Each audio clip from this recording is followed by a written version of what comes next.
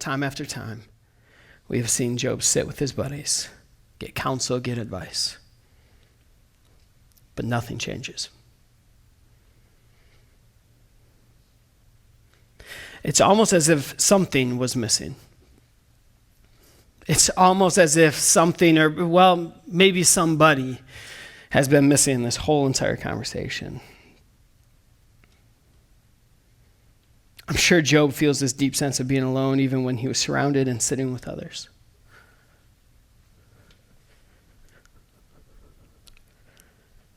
And this is where we're going to pick up today.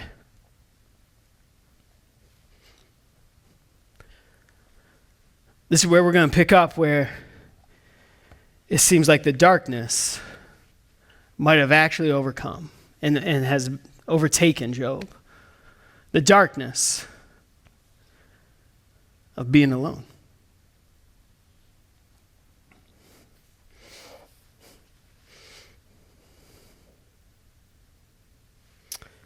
It's uncomfortable. I honestly contemplated doing the whole message like this. Because I think this is the reality. I think sometimes this was the feeling of maybe how Job felt. He's surrounded by friends. He's surrounded by his wife even. And it just feels dark. But I don't think we can forget that although Job hasn't heard, although Job hasn't seen, the one person that's been missing, he's been there. And so as we continue today, we're going to talk about maybe this feeling. And we're going to talk a little bit more about his buddies. And finally, the one thing that Job has been longing for, screaming for, and pleading for. So far, we've seen three views of suffering, I'd say. We've seen three views or three perspectives of what Job has been going through. We've seen the first one of essentially Satan's view is what I'd say. Satan's view is this: people believe in God only when they are prospering and not suffering.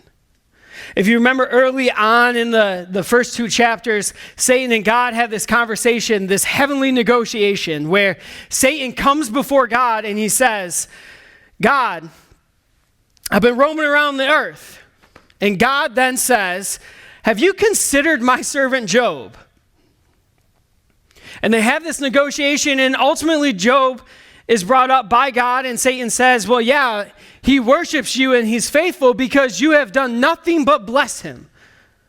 Essentially, Satan is kind of smacking God a little bit in the face, saying like, all you've done is protect him. All you've done is given him everything he's ever wanted. Why would he not follow you? And so God basically says, you can do whatever you want with him. And I mean anything and everything. You just cannot kill him. So as long as Job is doing good, he's going to worship God. That's Satan's view. And we know that's wrong. Then you get to Job's buddies. This is kind of the bulk of the book. It's these conversations between Job and his buddies, his friends, and they have all these perspectives and ideas of what is going on, why Job is suffering, why life has totally taken a turn for the worse, and what Job did essentially to deserve this.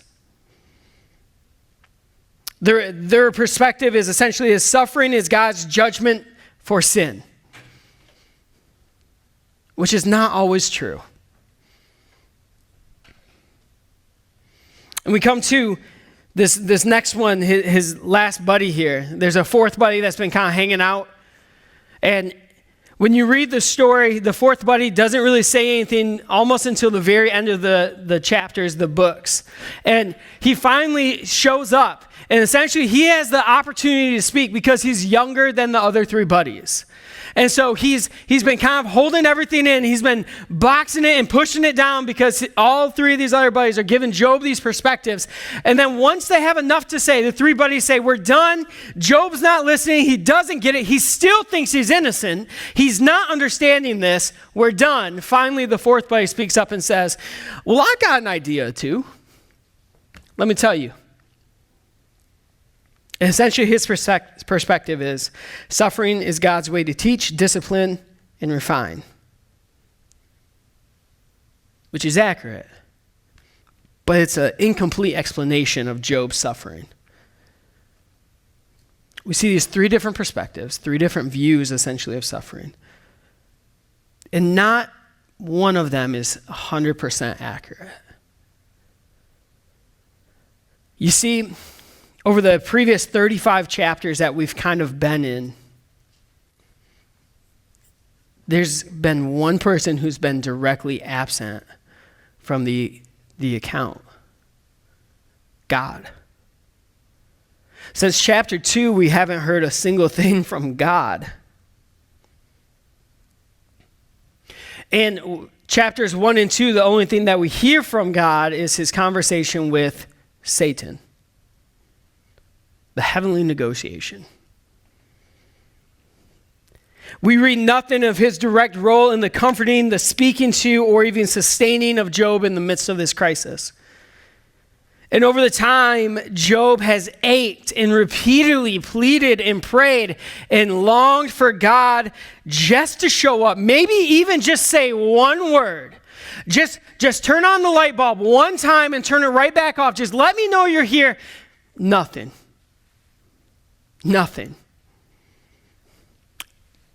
But then, God shows up. In Job 38, this is what it says. Where were you when I laid the foundations of the earth? Tell me if you know so much. Who determined its dimensions and stretched out the surveying line? What supports its foundations and who laid its cornerstone as the morning stars sang together and all the angels shouted for joy? What's intriguing is this is the moment, right, where Job has had this conversation with his buddies, all four of his buddies, and he's pleading with God and he's talking with God and he's asked God all of these questions. And then God shows up. And essentially God comes to Job and he just simply says like, okay, Job, you've asked for me. Now let's talk.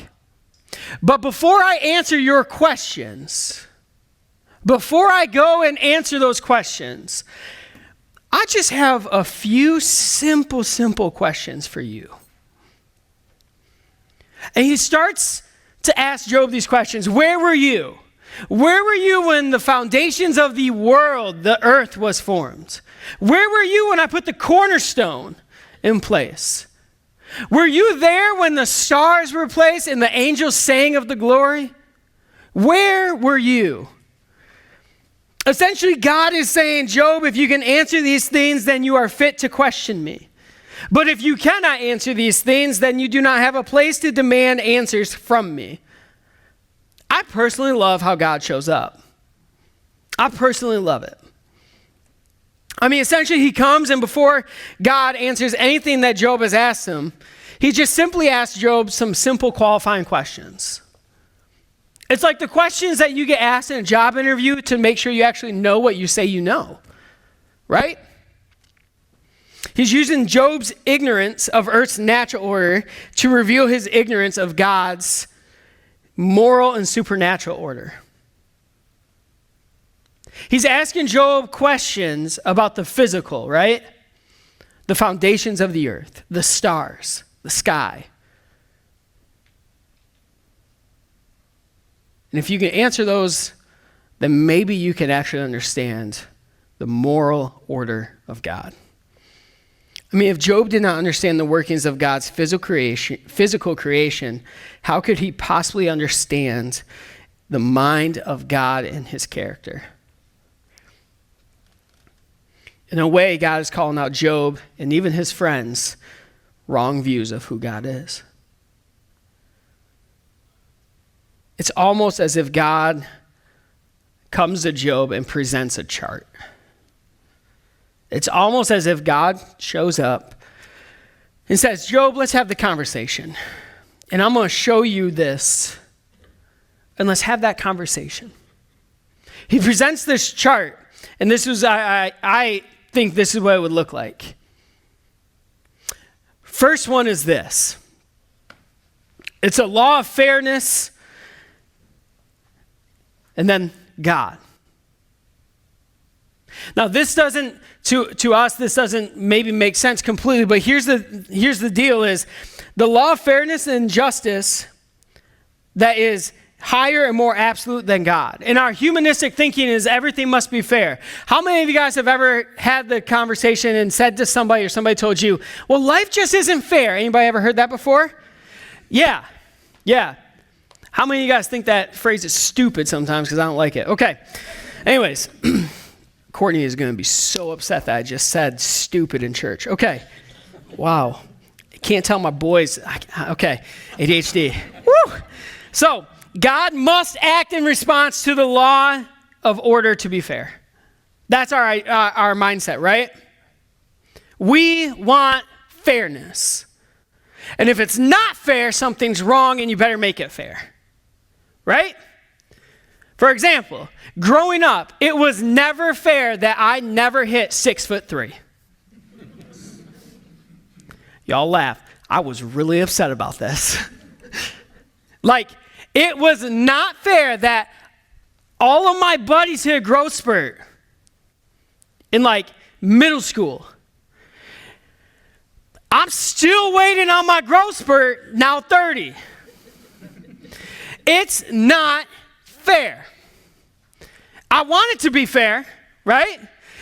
Growing up, I had the dreams, right? I watched the basketball players. I watched the dunks, the dunk contest. I tried to do it all, right?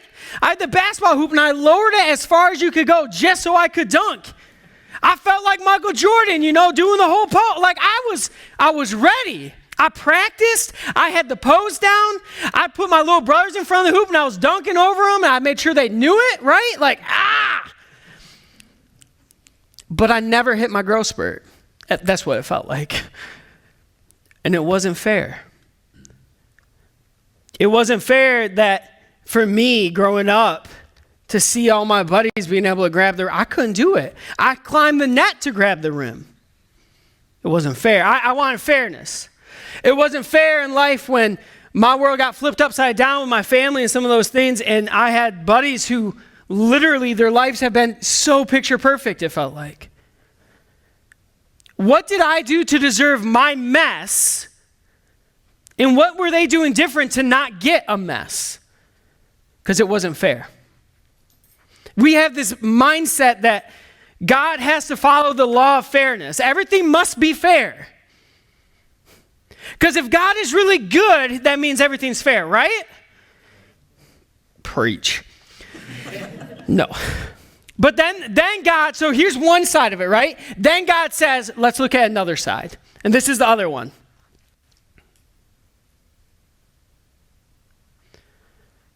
Do you see the difference in the two? Because this one right here is God himself is the standard of justice. God himself is the standard. He uses his power according to his moral perfection. Whatever he does is fair, even when and if we don't understand it. And our response is to appeal directly to him, because he is God and we are not. This one doesn't make sense to us sometimes. This one doesn't make sense to us sometimes. Because God is the standard. And much like Job, I think sometimes we get so caught up in our even humanistic minds that we don't understand that justice follows God's commands, not the other way around. Things are just in life because God says so, according to his moral perfection. So it might not be fair to me, and I might not feel like it's fair, but God understands the big picture. And I do not. And because God is God, I appeal to him. This is the tension I think Job has been living in. This tension of I want to understand. Help me understand what is going on. That's why he sat with his buddies. Help me understand, what did I do? Where's my unrighteousness? Where is my sin in my life that I have deserved this literal hell on earth that I've gone through? I just want to understand. And his friends, time after time after time after time, give him these things of saying, well, you must have done something wrong.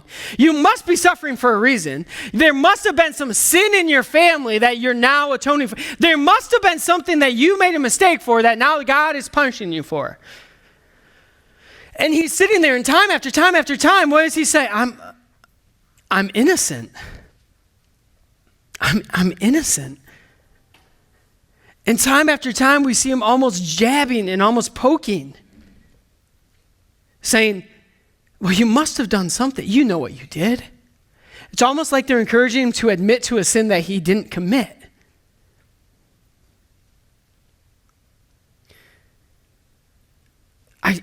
I'm sitting here and I'm thinking of these two images, and I understand the wrestling tension within it.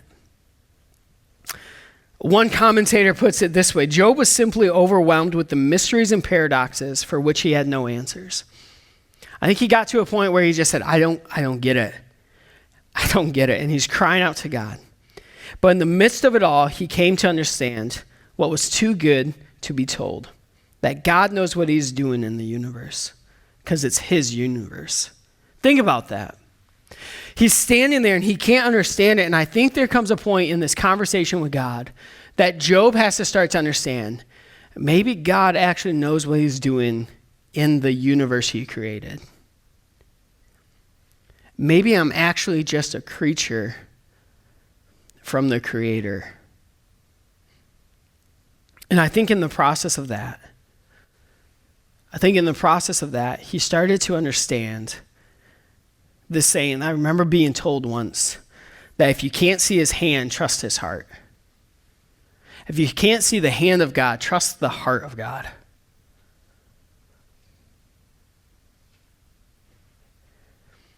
Remember, 35 chapters. We don't know the length of those chapters. We don't know if it was a week. We don't know if it was a day or 3 days. We don't know if it was months on end with these chapters. But even in the midst of those moments, Job was just asking to see the hand. Well, he had to learn to trust the heart. He was asking to see a physical hand of God come and do something when all he had to do was learn to trust the heart of God. That although you've seen the hand in all of this, the heart of God is in this. You might not have seen the physical act of God. You might not have seen God physically come in and swoop him out and raise him up and everything's great. You might not have seen him be healed instantly in these moments, but God's heart is still there. His heart still cares for his servant, Job. It's the same mindset that the presence of trouble doesn't mean the absence of God. The presence of trouble in our lives doesn't mean that God is not present. No. God is present still in the pain, the trouble, and the dark times. But maybe he's just sitting there waiting to see what you do. And even then, he may just sit quietly until the moment is time where he needs to move. Oftentimes, I think his buddies had this idea that they operate in the same time frame as God.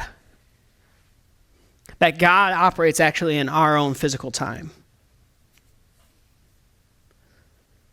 That if God says 1 minute, it's actually going to be 60 seconds. Maybe it's not that way, though. Maybe when God says, well, just hold on a minute, maybe it's not really our minute. Maybe it's a while longer. God's time is so much different than our timing. And I think his friends couldn't understand that because they wanted to give him comfort. Like, what's the first thing that we always do, right, when something goes wrong? We start to give comfort. We start to give reasons. But what's baffling is that these buddies don't give the right type of comfort and reasoning. But yet they're persistent. And Job is left here sitting and just wondering, what is happening? God goes and questions Job, and we get to a point where God asks Job basically, should we continue with this or not? Essentially what happens is in these chapters, God shows up and he starts to question Job, and we read a little bit of that. Where were you? Where were you when this was happening? Where were you when I did this? And essentially it comes to a point where God says, should we continue with this? And then in Job chapter 40, verses 3 through 5, this is what this says. Then Job replied to the Lord, I am nothing. How could I ever find the answers? I will cover my mouth with my hands. I've said too much already. I have nothing more to say. How often have we stood before God demanding answers for things that were unknown to us? How often have I stood before God saying, God, give me this answer? Demanding it. When even if he did give me the answer, I might not be able to understand it. How many times have we come into his presence thinking that we have this power or the right to demand answers that we must, but we have to remember, just like Job, we are human and we are not God. The questions that God had for Job were simply unanswerable, and they were meant to show Job that he really had no place to demand the answers from God. This continued. More than one. This continued for Job. He continued to talk and question him. Even in the midst of saying, I've already said too much, God, I'm going to cover my mouth. God says, I have more. And he brings up these things that Job can have no understanding of. And essentially, he's moving to a place where Job is being humbled. Over and over and over again, he's being humbled. And I think in the midst of it all, Job and maybe his buddies were starting to understand that they had been more reliant on themselves than reliant on God. In the process of all of this, in the process of all the conversations, they've been relying on their own wisdom, their own strength, and their own discernment. And I think when God finally speaks and starts to question Job, it's this moment where Job sits there and he's like, I might have been doing this wrong. Maybe. And I think his friends are still standing there and they're just like, I think we messed up. Yeah, we messed up. We messed up big time. Because we've been so reliant on what we know and what we feel. It's crazy to look back and to see throughout all of this, Job was the only one who communicated with God. Read the book fully. Job is the only one who communicated with God. His buddies never come before God's presence and say, Lord, what do you need to speak to your servant Job? Would you use me as a vessel, as an instrument, as a tool to speak truth and love into your servant Job? Lord, what do I need to say? How do I need to comfort him? That conversation never happens between the buddies and God. Job comes before God and it's literally like, God, what's going on, dude? This is not cool. This is upsetting. This hurts. Give me answers. And that's the conversation that Job has with God. Think about that. The buddies, all four of them, never stopped to pause and go to God and intercede on Job's behalf.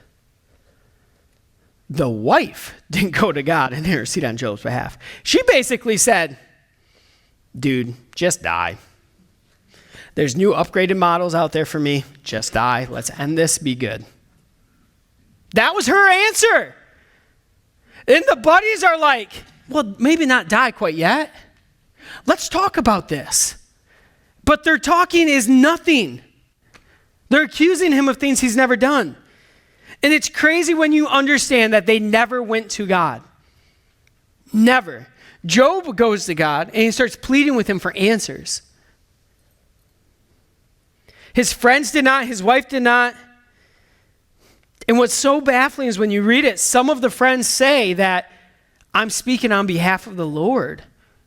God has given me this to speak. And you're like, I don't know what voice you're listening to because you haven't gone to God. So how are you speaking on behalf of him when you have not been in communication with him?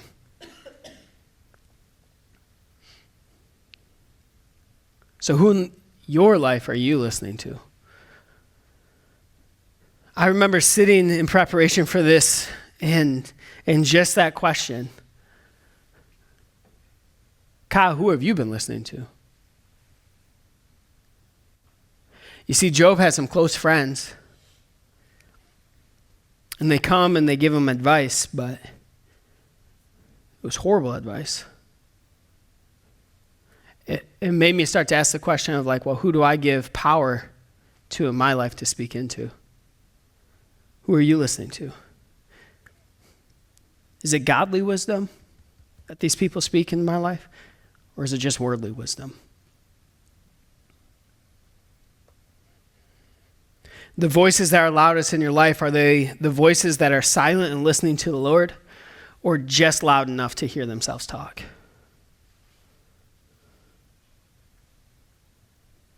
We can ask the question of who are we listening to, but let's also flip that a little bit. When I give advice into other people's lives, am I pausing enough to let the Lord speak through me, or am I just opening my mouth to hear myself talk?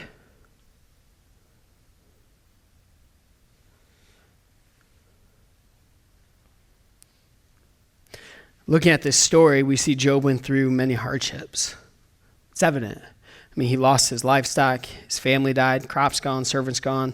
His health is really rough right now. But what's the worst part of it all? You see, I think that when you look at this story, I think like all that stuff is horrible. He loses it all. But I think when I read this, I think the worst part for Job, I think the worst part for Job is he feels like God has abandoned him. I feel like he's sitting there and he's like, where are you?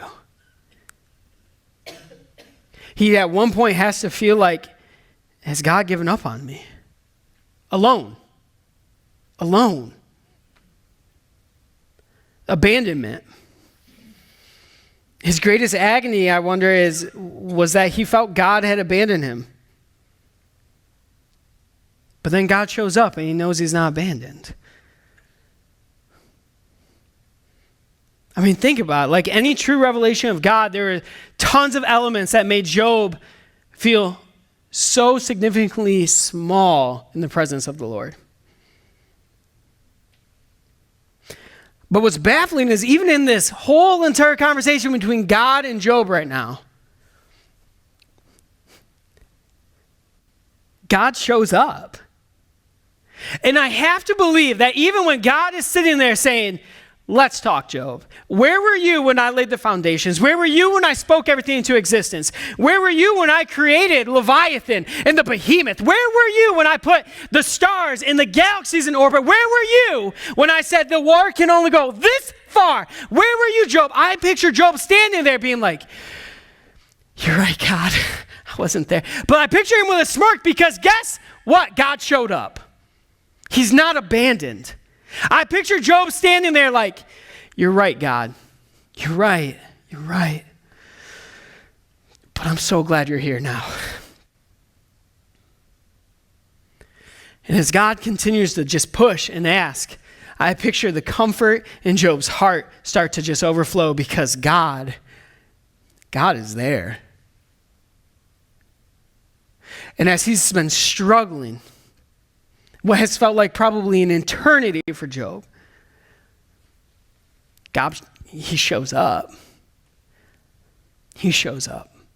And he starts to speak directly to Job.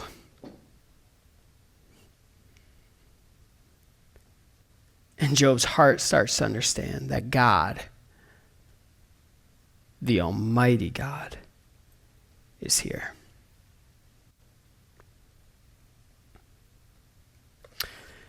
When I think of being alone, it's probably not much of a surprise to many of us that I am extremely extroverted. So being alone for me sometimes is like really hard because I don't know what to do with myself. Because if I talk, I'm talking to myself, and then I just come off as absolutely crazy. And I love being around people. But I remember times where I have felt more alone than I've ever felt before. And what's crazy to me is when I reflect back on some of those times, it wasn't that I was like secluded away with nobody else around. It actually, some of the moments where I could say I felt the most alone was sitting in a group of people. That my life was in shambles, things were going really rough. And people were giving an insight and advice, but I felt more alone sometimes in groups of people than just being alone by myself.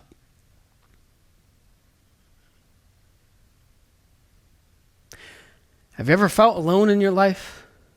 Even when you're surrounded by people who love you dearly? Have you ever felt like it doesn't matter what they say, doesn't matter what happens, nobody, and I mean nobody, gets it?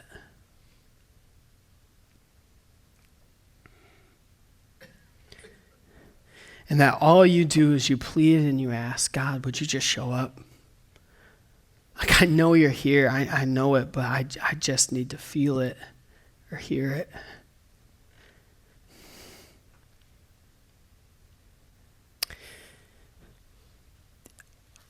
It wasn't huge national news or whatever, but there was a pretty well-known pastor a few weeks ago. He was a pretty loud voice for mental health and social justice. He did a funeral for someone who committed suicide. And he talked about God's comfort. And he talked about how God is there. He's a refuge for us, and he gives us strength, and he gives us endurance, and he gives us his love. But what a lot of people didn't understand is that less than 24 hours later, he would commit suicide himself. He felt alone. And I just wonder how many times some of us have felt alone. Like, where are you, God? And we're just crying out, and we're just waiting for God just to show up.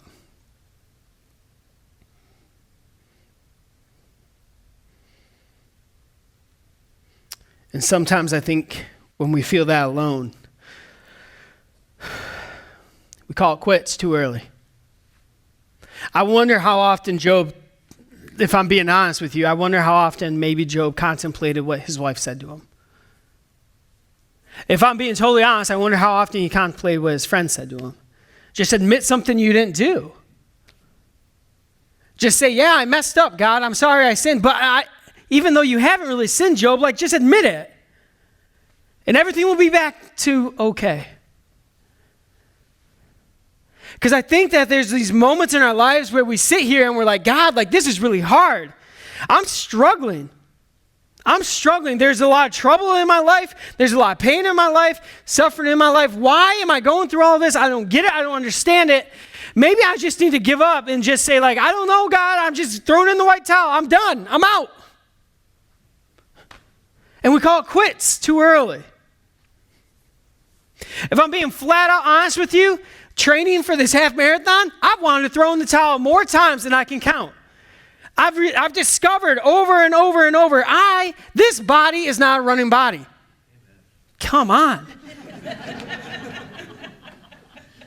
And it's hard. And like, my bones and my muscles ache in places I didn't know I had bones or muscles. And I don't know what sometimes is a bone and what sometimes is a muscle anymore. And there's mornings where I wake up and I'm like, I can't pick up my kids. It hurts too much to bend.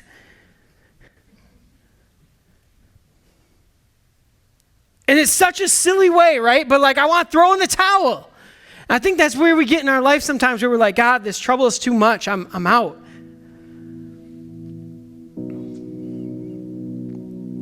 I think so many times we think we're in a season of trouble when we're in a season of training. So many times we think we're in a season of trouble when we're in a season of training. And if you've trained for anything, you know that training is hard. And it's frustrating. And sometimes it's painful.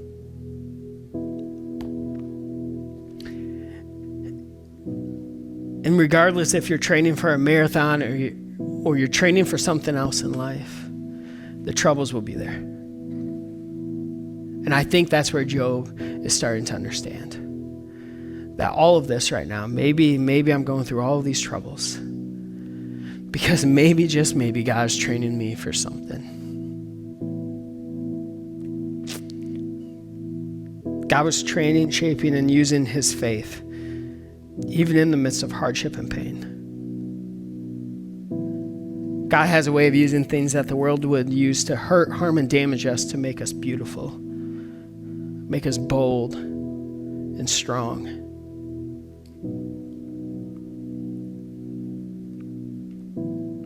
And as we conclude this book next week, as we conclude the book of Job, we'll understand at a greater depth of God's heart, I think. God's heart in having a faith that's enduring, that can walk through the fires, that can walk through the pain and the struggles and the trouble in life.